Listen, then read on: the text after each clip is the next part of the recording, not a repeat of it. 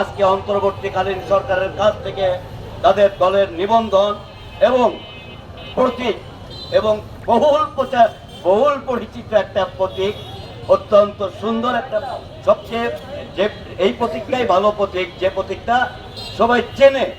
কারণ মার্কাটা হয় মূলত একটা রাজনৈতিক দলের মার্কা মূলত নির্বাচনের জন্য। তো নির্বাচনে ওই মার্কাটাই সবচেয়ে বেশি ইফেক্টিভ হয়, যেই মার্কাটা সবার কাছে পরিচিত হয়। তো সেই অর্থেও ট্রাক হলো বাংলার জনপদে সুপরিচিত একটা মার্কা। আমি এই গণ অধিকার পরিষদের নেতা বিপিনুরকে অভিনন্দন জানিয়ে গণ অধিকার পার্টির আগামী দিনে যাত্রা শুভ হোক। এবং ট্রাক মার্কা বাংলা, এই একটু আগে গণ অধিকার পার্টির বগুড়ার নেতা জনাব খোরশেদ ভাই বললেন যে বাংলাদেশ সংস্কার করে বিগত দিনের সকল জঞ্জাল এই ট্রাকে করে তারা গণ অধিকার পরিষদের ব্যানার লাগিয়ে এই ট্রাকে করে বঙ্গোপসাগরে ফেলে দিবেন। জাতি তো এইটাই চায়।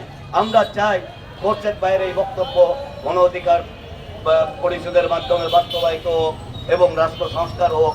তারপরে বাংলাদেশ তার চেতনায় ঘুরে দাঁড়াক। বন্ধুরা আমার, সেই সঙ্গে আরেকটা কথা বলতেই হয়, সেইটা হচ্ছে আজকে গোটা জাতি বুঝে গিয়েছে যে এই জাতির মূল